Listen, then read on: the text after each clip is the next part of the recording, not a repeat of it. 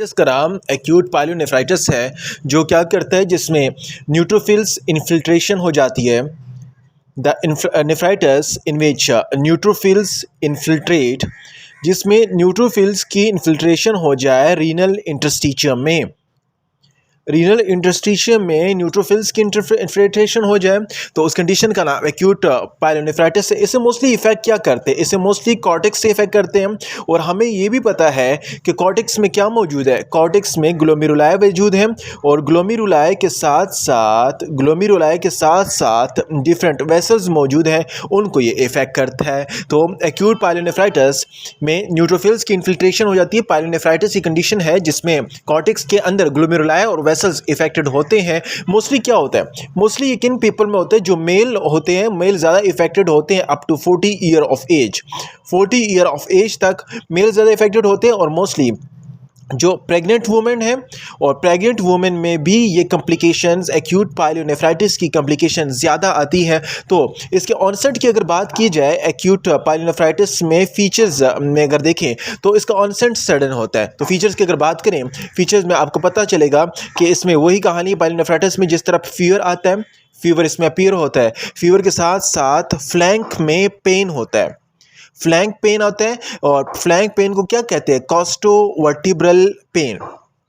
कॉस्टोवर्टिब्रल pen, कॉस्टोवर्टिब्रल pen arise होता है, flank पे पेन होता है, फीवर अराइज होता है। और फ्लैंक पेन के साथ साथ इसका जो ऑनसेट है वो क्या है? ऑनसेट आपको पता होना चाहिए। Onset of acute pyelonephritis is sudden, painful, और इसके साथ टर्बिड यूरिन प्रोड्यूस होता है, जिसमें पायरियूरिया की कंडीशन आती है। टर्बिड यूरिन वगैरह कंडीशन अपीयर होता है। तो फीवर है, फ्लैंक पेन है, कॉस्टोवर्टिब्रल पेन है, टर्बिड यूरिन अपीयर हो रहा है, और पायरियूरिया की कंडीशन और कॉम्प्लिकेशन अपीयर हो रही हैं। काज की अगर बात करूं तो काज में आपका पता होना चाहिए, जितने भी यूरिनरी ट्रैक इन्फेक्शंस हैं, यूरिनरी ट्रैक इन्फेक्शन है, उनकी वजह से काज होता है। और ई कोलाई, एस्केरिया कोलाई बैक्टीरिया जो है, उसकी वजह से मोस्टली ये काज होता है। जो क्या करता है, एस्केरिया कोलाई जो है ब्लड के थ्रू ये पहुंच जाता है कहाँ को? ये ब्लड के थ्रू पहुंच जाता है किडनी को, और किडनी में जाके वहाँ पर कॉर्टेक्स में इन होकर वहाँ पर ग्लोमेरुलाई को इफेक्ट करता है, और वहाँ पर न्यूट्रोफिल्स की इंटरफिल्ट्रेशन करता है। अच्छा, अभी आगे देखें रिस्क फैक्टर से कौन कौन से हैं जिनकी वजह से ये कॉम्प्लिकेशन काज होती है। हमें बता चुका हूँ कि यूरिनरी ट्रैक इन्फेक्शन या urinary track obstruction, urinary tract obstruction की वजह से ये कॉम्प्लिकेशन काज होती हैं। और इसके साथ साथ अगर किसी पर्सन में क्या है, वेजिको यूरिट्रल रिफ्लैक्स ज़्यादा से ज़्यादा हो रहा है, उस वेजिको यूरिट्रल रिफ्लैक्स की कॉम्प्लिकेशन में भी एक्यूट पायलोनेफ्राइटिस की कॉम्प्लिकेशंस आ सकती हैं। या कोई पर्सन डायबिटिक मेलाइटिस है, या किसी पर्सन को प्रेगनेंसी है, तो प्रेगनेंसी कंडीशन में भी ये कॉम्प्लिकेशन अपीयर हो सकती है। तो वेजिको यूरिट्रल रिफ्लैक्स जिनमें ज़्यादा होता है, डायबिटिक मेलाइटिस और प्रेगनेंसी की कॉम्प्लिकेशंस में, ये ऐसे सारे क्या है, रिस्क फैक्टर्स हैं। अगर इसकी कॉम्प्लिकेशन की बात की जाए तो कॉम्प्लिकेशन में क्या होता है, ये कॉम्प्लिकेशन में एक्यूट से कन्वर्ट हो जाता है, किस में? एक्यूट से कन्वर्ट हो जाता है क्रोनिक पायलोनेफ्राइटिस में। पायलोनेफ्राइटिस, क्रोनिक पायलोनेफ्राइटिस के साथ साथ it can also cause renal papillary necrosis. Renal papillary necrosis की कॉम्प्लिकेशन भी काज करता है। और इसके साथ ये थर्ड वन इज पेरीनेफ्रोटिक या perinephritic abscess. It can also cause perinephritic abscess. Chronic pyelonephritis, papillary necrosis और पेरीनेफ्राइटिक एब्सेस की कॉम्प्लिकेशन वगैरह भी ये क्या काज कर देता है का। ट्रीटमेंट क्या है? अगर ई कोलाई है तो ई कोलाई को ख़त्म करने के लिए डायरेक्ट क्या देना है? एंटी माइक्रोबियल या एंटीबायोटिक्स देना है। जो ब्रॉड स्पेक्ट्रम एंटीबायोटिक्स हैं वो ट्रीटमेंट के तौर पर दिए जाते हैं। इसके बाद अभी मॉर्फोलॉजी की बात करें तो आपको मॉर्फोलॉजी में क्या नज़र आएंगे? मॉर्फोलॉजी में अगर देखें तो मॉर्फोलॉजी में न्यूट्रोफिल्स हैं, तो मॉर्फोलॉजी में WBC के कास्ट नज़र आएंगे। यूरिन में क्या होंगे? WBC के कास्ट नज़र आएंगे। और इसके साथ साथ रीनल पेरेन्काइमा जो इफ़ेक्ट है, उस रीनल पेरेन्काइमा में क्या होगा? रीनल पेरेन्काइमा में लिक्विफैक्टिव नेक्रोसिस होगा।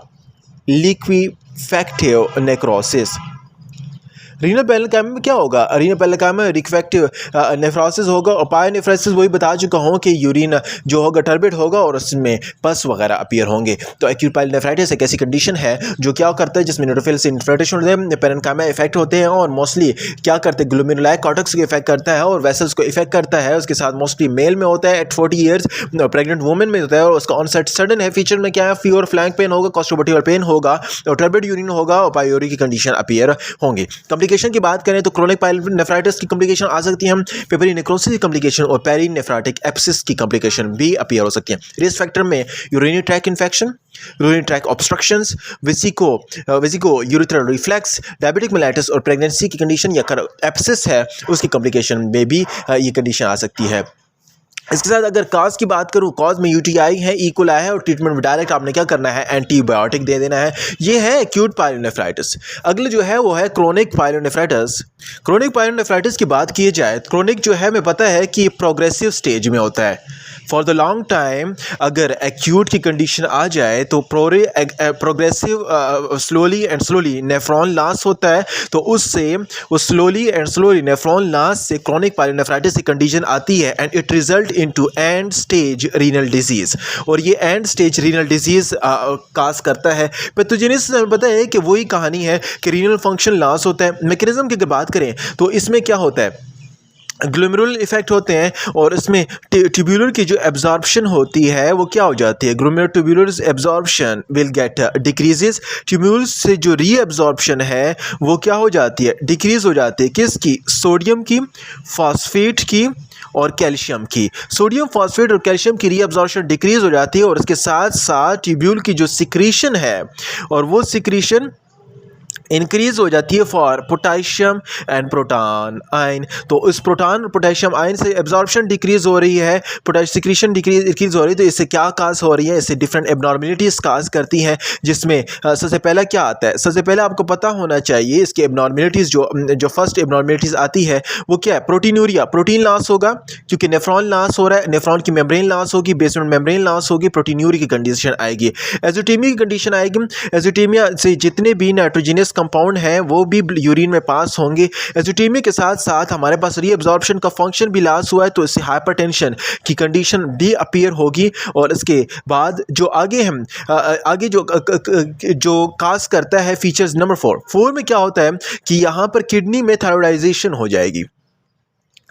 थायराइडाइजेशन ऑफ किडनी का क्या मतलब है, थायराइडाइजेशन ऑफ किडनी का मतलब ये है कि किडनी में डिफरेंट क्या हो जाएंगे, ग्रेनुलोमेटस अपीयरेंस आ जाएंगे, ऑरेंज नोड्यूल्स अपीयरेंस आ जाएंगे, ऑरेंज नोड्यूल्स अपीयर होंगे किडनी में। तो उस ऑरेंज नोड्यूल्स को क्या कहते हैं, जो ऑरेंज नोड्यूल्स अपीयर होते हैं विच लुक लाइक ट्यूमर्स, जो ट्यूमर्स की तरह दिखते हैं, तो उस ऑरेंज नोड्यूल का नाम है ज़ेंथोग्रेनुलोमेटस पायलोनेफ्राइटिस। ज़ेंथोग्रेनुलोमेटस पायलोनेफ्राइटिस उसकी वजह से हम नोड्यूल्स की वजह से इसे कहते हैं, क्योंकि ऑरेंज नोड्यूल्स अपीयर हुए हैं और वो थायराइडाइजेशन ऑफ किडनी काज करेंगे और इसके साथ साथ बाकी फीचर्स अपीयर्स होंगे। और इसके अलावा अगर देखें तो हमारे पास क्या होता है कि जो प्रोटियस इन्फेक्शन होता है, इलायकी, ये डिफरेंट इन्फेक्शन की, बैक्टीरियल इन्फेक्शन की वजह से होता है। अगर ये प्रोटियस इन्फेक्शन की वजह से क्रोनिक पायलोनेफ्राइटिस हो रहा है तो उसमें प्रोटियस इन्फेक्शन में ग्रेनुलोमेटस टिश्यू जो अपीयर हो रहे हैं, उस ग्रेनुलोमेटस टिश्यू में क्या होंगे, मैक्रोफेजेस होंगे, लेकिन वो फोमी मैक्रोफेजेस अपीयर होंगे। फोमी मैक्रोफेजेस अपीयर होंगे किस कंडीशन में, ऑरेंज नोड्यूलर कंडीशन में। थायराइडाइजेशन जब किडनी होगी लेकिन इन्फेक्शन कौन सा होगा, प्रोटियस होगा, तो उसमें ग्रेनुलोमेटस टिश्यू जो होंगे उनमें क्या होगा, फोमी मैक्रोफेजेस मौजूद होंगे। मॉर्फोलॉजी की बात करें, मॉर्फोलॉजी की जो किडनीज है बोथ साइड पे सिमेट्रिकल किडनी जो होंगी कंट्रैक्टेड होंगी, सिमेट्रिकल कंट्रैक्टेड किडनी होंगी। और किडनी की सरफेस पर अगर बात की जाए तो किडनी की सरफेस ग्रेनुलर होगी, जो कॉर्टेक्स है जहाँ पर ग्लोमेरुलाई जो नेफ्रॉन इफेक्टेड है वो ग्रेनुलर होगी। और इसके साथ साथ इंटरस्टिशियल फाइब्रोसिस की कंडीशन अपीयर होंगी।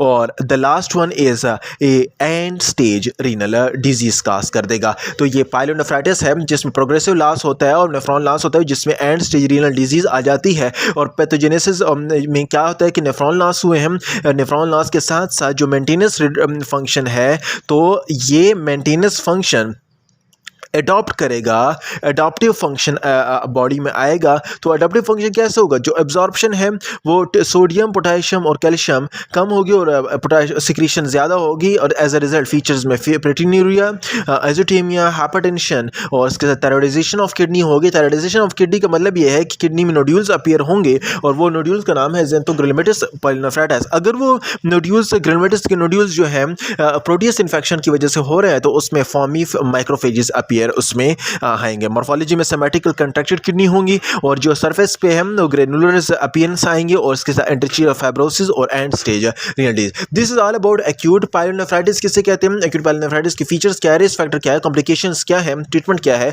और क्रोनिक पाइलोनेफ्राइटिस की कॉम्प्लिकेशंस क्या है, फीचर्स क्या है, और उसके साथ साथ उनकी मॉर्फोलॉजी क्या है। आगे जो है वो नेक्स्ट लेक्चर में हम देखते हैं कि कौन से सिस्टिक डिसऑर्डर हमारी बॉडी में और रीनल से रिलेटेड कौन सिस्टिक डिसऑर्डर पाए जाते हैं।